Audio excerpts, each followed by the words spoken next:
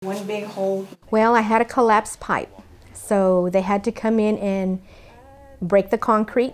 It all started in her kitchen. She figured since they had to do that, she'd get a lot more work done there. New flooring, walls, ceiling, crown molding, and paint. And she'd replace all her windows and get the eaves and overhangs done too.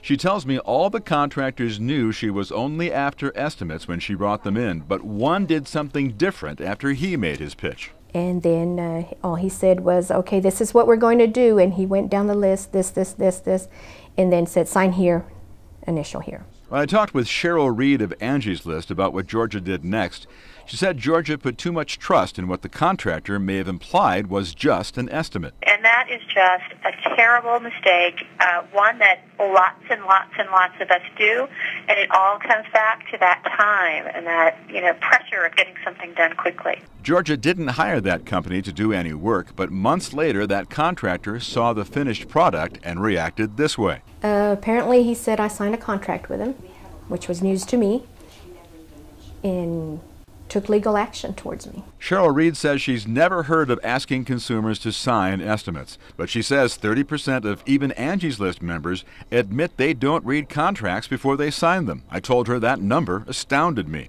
Well, we were astounded too because, generally speaking, Angie's List members are doing the research they need to do.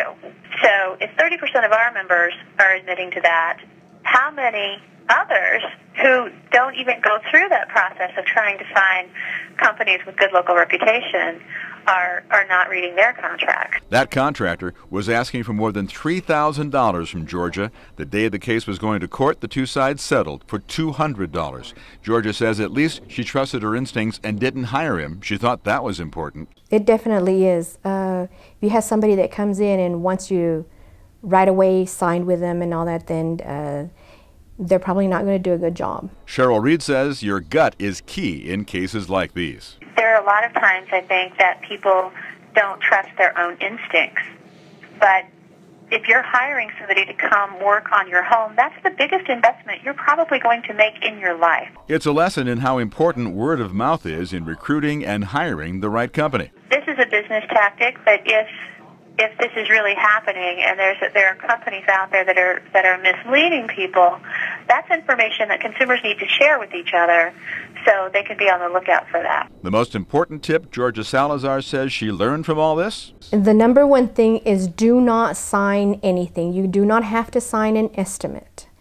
And if there is a signature required for anything, make sure that if it's an estimate, do say estimate on the paper that you're read it before you sign it. It's terrible for her, and it's an expensive lesson to learn, and one that we can all learn from.